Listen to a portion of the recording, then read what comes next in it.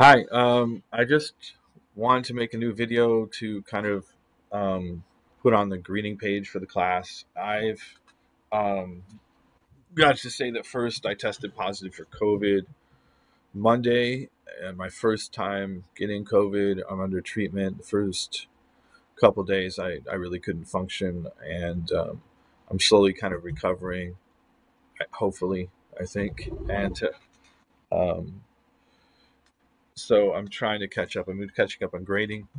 Which brings me to my next thing. If anybody I didn't take the um, midterm and needs to take the midterm, please just send me an email to request to take the midterm.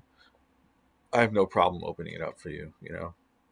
I'd like to give you a chance to do it. And if I open it and anybody else wants to redo it, get a higher score, I'm cool with that too. Um, I did put this here, and I'm happy about it. Son of Show, who's a Gulagichi professor, linguistics professor at Harvard. I really do like a lot of the discourse that he has. One thing that he did point out is that, um, you know, that with all of the thing is that with there has been a really intense. We're looking at critical discourse theory, critical discourse analysis, um, and that's looking at how language is used to serve hegemony or power, to serve and maintain it, and how discourse that goes away against hegemonic discourse, right? How it's minimized and marginalized. And the thing is that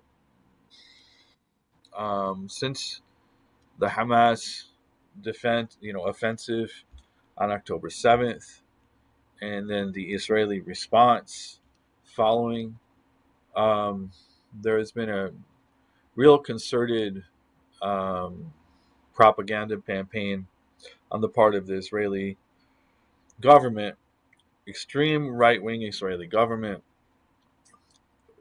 um, that has been parroted uncritically in the American and British media, um, and has been parroted all the way up to the president, like saying absurdities, like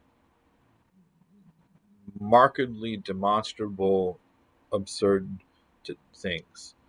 Lying. Biden lied. He went on television and lied, and the White House actually had to retract um, Biden's claims because they were a lie. That he saw pictures of 40 beheaded uh, babies from one kibbutz, right?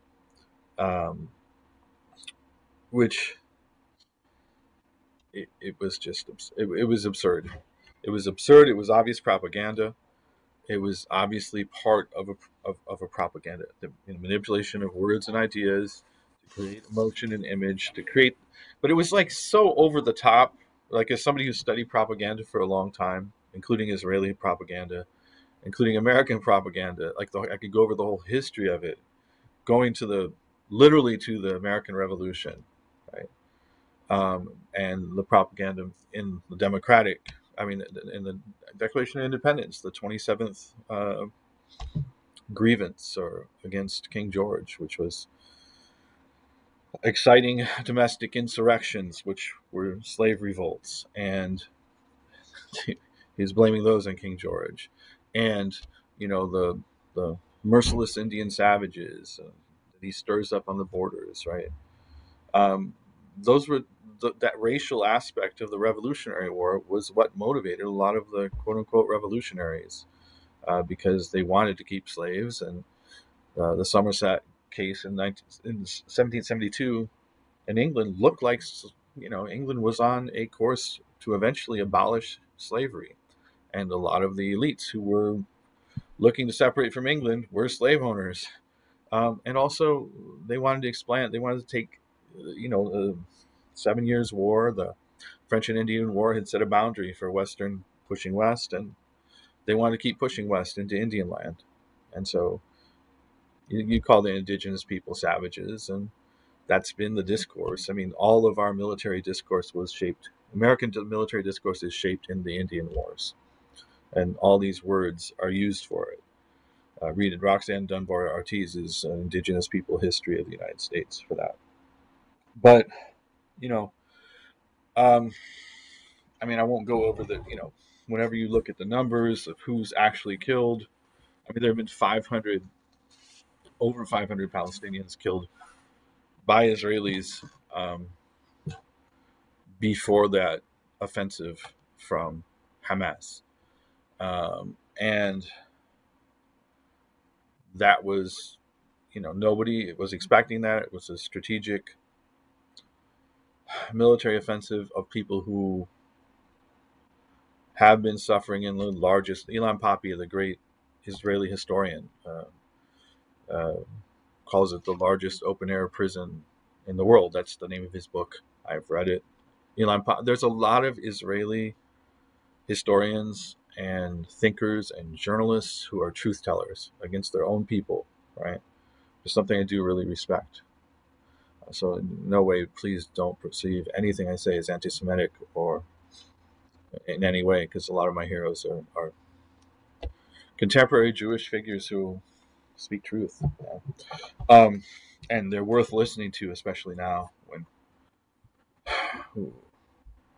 the top levels down. Like there's literally a calls for genocide of driving everyone out of Gaza. That's the definition of genocide: the attacking of children, of civilians, transporting to making 1 million people leave their homes, and then destroying their homes, attacking hospitals. Again, the whole propaganda thing with that. That was that was an American made ordinance from Boeing. The fourth excuse the Israelis used was that it was a it was a stray missile, but they acknowledge it. Like before this, always we hit it Hamas headquarters inside a hospital. That's what they first announced. Then it was this, and then the fourth. You can read all the articles. I mean, um, and actually, the New York Times and the BBC both kind of destroyed the stories that were put out by the IDF. I don't know. We're in a time of great propaganda like I haven't seen since the build up to the Iraq War, where everybody was, Saddam Hussein only got close to nuclear weapons in the mid 80s, and the Israelis actually bombed Iraq and destroyed his nuclear plans. They had seduced one of the scientists and found out the location and bombed it. Boom. The biological and chemical weapons, they were gone. There were no FW. There was a whole UNSCOM. In '90s, they got rid of all of his capacity for those things. Got rid of his long range missiles, which sucked anyway at the time. And then all of a sudden in the 2000s, they're saying 2003. Oh, the smoking gun will be the mushroom cloud. Cheney was saying it. The vice president, the president, Bush, Secretary of State, Condoleezza Rice, everybody runs fell. All they were Wolfowitz. They were all saying that's what's going to happen, trying to scare Americans. Oh, we're going to get attacked by nuclear weapons. Saddam Hussein. How? How is he going to go halfway across the world? He don't have them anyway, right? But people got scared over it, and 1 million Iraqis died, and thousands of Americans died. Tens of thousands of veterans came back physically. Tens of thousands more mentally scarred. I taught a lot of them. I've known a lot of veterans. I've trained in martial arts with them. I've taught them, right? My father's a veteran, combat veteran from Vietnam. He was a medic, so I have sympathy for veterans sent to fight false wars, because that's what happened to my father at 18. Or either that or he goes to prison, right? Because it was a draft. So I don't like war propaganda, and I can give you a whole history of it in America and in a lot of other countries too. Um, but the thing is, when you dehumanize people, and what they're doing is they're dehumanizing Palestinians. Look at Ron DeSantis, what he said of Palestinian and Gazans, like he's been saying about Central Americans and Mexicans and immigrants in general. Violence with language, right? And this is not to excuse, if anybody kills an innocent person, right? It says in the Quran, uh, who kills an innocent person, so without a right, it's as if he killed all of humanity. The sin of it is like that, like the sin of Cain in killing his brother Abel, because we're brothers in humanity and sisters. Um, Unjust killing is. That's why also, the thing with Hamas is, if they're really Hamas, they're religious fundamentalists. If they kill innocent people, they're going to hell, right? Um, Kidnapping is a exchange. There's wiggle room with that, but they can't abuse the prisoners, especially children. But the atrocities attributed to them, they don't make sense, and they haven't been proven. And nobody beheads babies. Nobody. If a Muslim saw a Muslim doing that, they'd have to kill the Muslim because he's doing an act that's a crime. I'm not saying that people aren't cynical and they just use things as an ideological shield, but most of those people are driven by a type of fundamentalism as a refuge, and that's just not how they think or act. You can't impose your own nihilism on somebody else's who have different values. It's just not how it works. Um, but it just makes no sense. It would have no. It's a made up thing, and to parrot it, it's like I saw one comedian saying it's like, yeah. Anyway, I don't even want to talk about that, but there's a lot of propaganda. What I will talk about is the real thing is that um, it has implications for people here. So Palestinians here. So there was a 71-year-old white man in Illinois outside of, and this has not been reported in American media, right? In the world it is. But there's a Palestinian family who lived downstairs from the landlord. He'd been watching the news. He's getting pumped up about Palestinians and Muslims. He goes downstairs because there's a mother and child who live there, and he goes to kill the mother and child, right? And he gets to the 6-year-old boy first, and he stabs the 6-year-old Palestinian American boy, 26 times, and then he stabs his mother and kills the little boy, right? Uh, and the mother is hanging on to life in the hospital. And Wadi al Fayoum, yeah. Um, so some show he did post on this, right? My hijabi friend's neighbor presumed she wasn't American, politely pressed her to know where she's from. When my hijabi friend said that she's Egyptian, her neighbor replied, "Oh, you're one of the good ones, not a Palestinian." Just days after a landlord butchered his Palestinian tenants, killing a 6-year-old boy on U.S. American soil. Casual Islamophobia is in vogue again. Whole time it's U.S. Americans who aren't the good ones. Just ask American natives and descendants of the enslaved. And that's the boy that they murdered.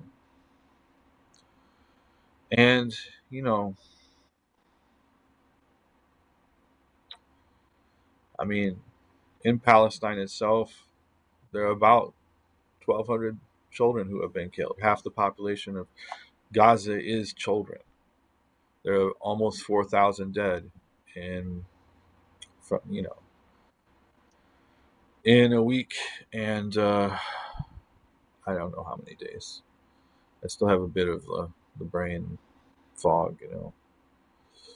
So sorry for that divergence in a way, but it is highly relevant because it goes into, and you can take whatever side you're gonna take, whatever side you feel is right with that. I'm not making an assignment, and I'm just giving you a little bit of my analysis. I will say that there's a lot of objective sources out there. Middle East Eye is pretty interesting. Um, talking about Biden. Washington has made a series of key blunders since the conflict erupted, taking the region to a brink of a broader war. And anybody who looks at like what Putin said yesterday, or how the U.S. at the UN, the U.S. blocked aid, a pause in a ceasefire long enough to give some aid to Palestinians because they've cut off all electricity, all water, which means there's no sanitation, no clean water supplies, none of that for 2.2 million people, with maybe 10,000 injured or more, 20. They told everybody in the north they had to flee south, even those people who were in hospitals in the north and couldn't flee, who were in ICUs and everything else, right? And then as they were moving down safe zones, they were targeted, hit by missile strikes. But there were three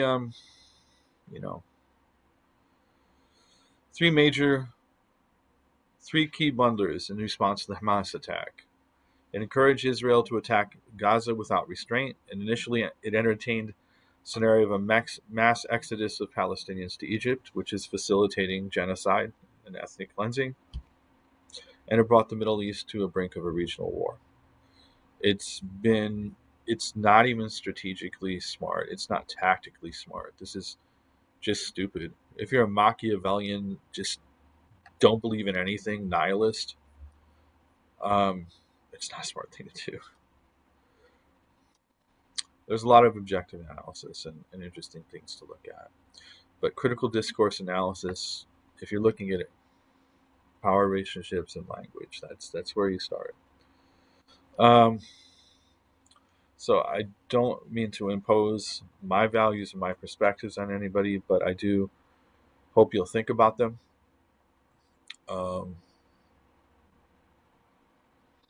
I've lived a lot of places. I studied a lot of things and studied them in depth and in breadth. I know great scholars and studied at their feet for a long time. So, in certain things, and that's definitely one of the things I do know about.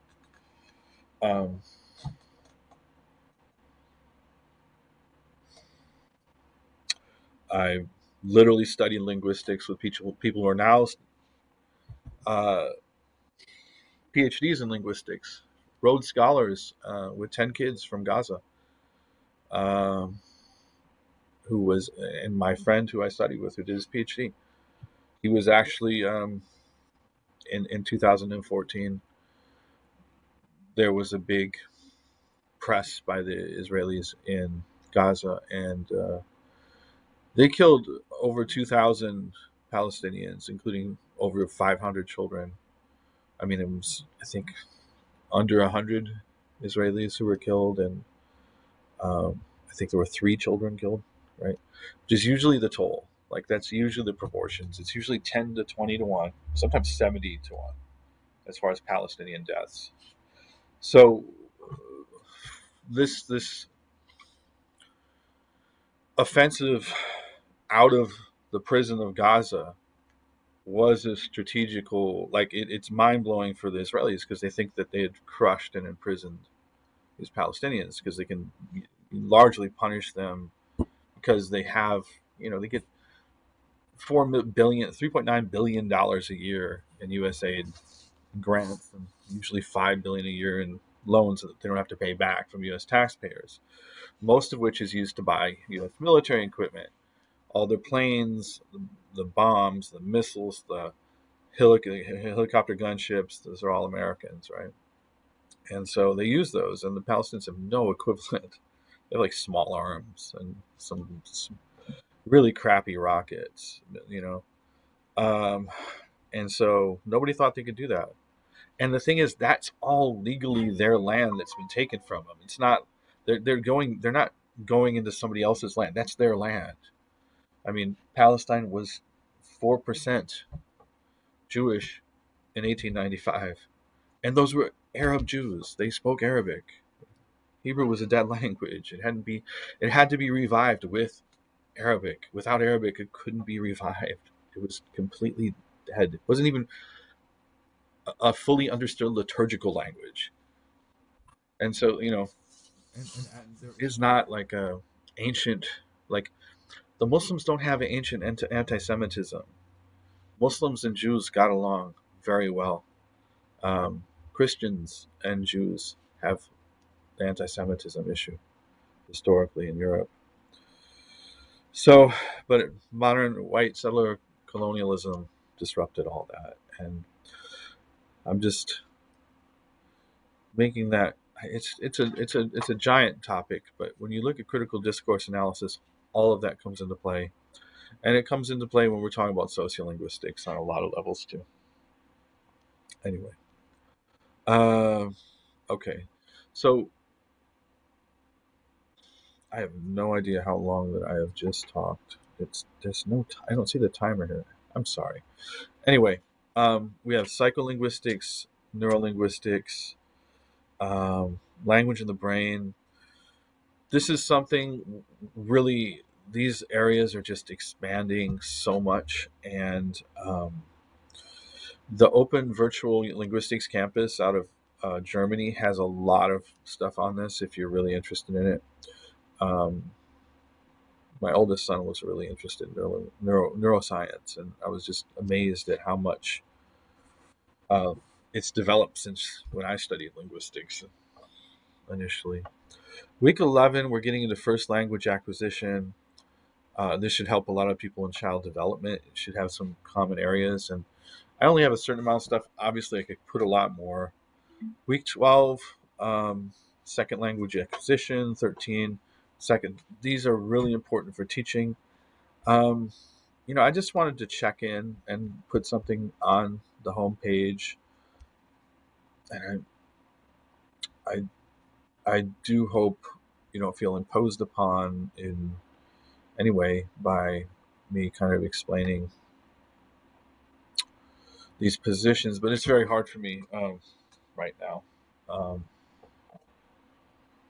oh, yeah, because my friend who was from Gaza and is a Rhodes Scholar was hit and by missiles in 2014, and I saw him, and I hadn't seen him for about 13 years, and I saw him in a hospital bed with his skin all blackened and him looking like he was going to die. And it was hard to see because, he was a friend and he had like 10 kids. And he was always worried about his kids, and he was always worried about his. He, he wouldn't even tell me everything he went through because it was so harsh, his life there. And I know about it from studying and talking to other people and other friends who were tortured, weren't political at all, taken into custody, tortured, beaten. A lot of brutal things. I've even met the parents of Rachel Corrie in 2003 in Rafah. She was actually she was a young she's a young American woman from Seattle who dreamt of world peace and standing up for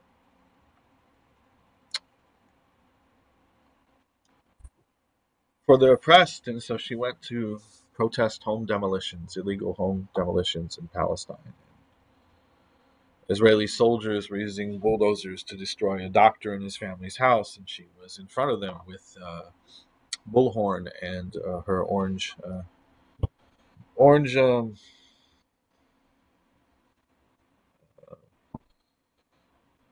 jumpsuit, whatever your shirt, and protesting, and the bulldozer.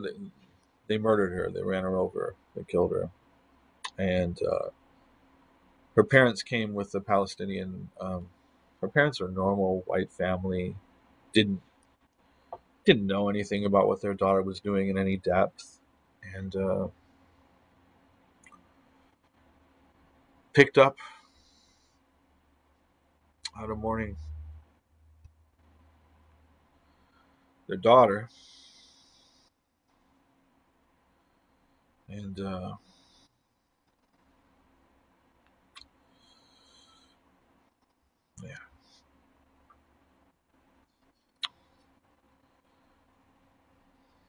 I met them and heard their story and talked to them. She wrote letters, and you know, I don't know if you remember Alan Rickman. Alan Rickman played Snape in Harry Potter, a great actor, uh, British Jewish actor. But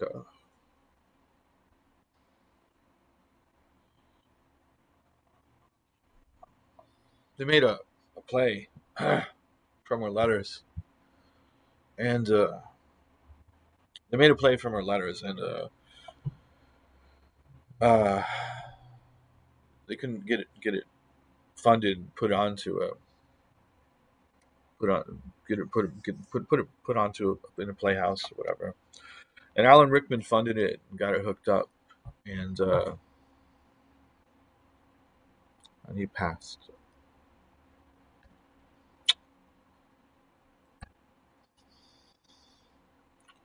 He was a good man.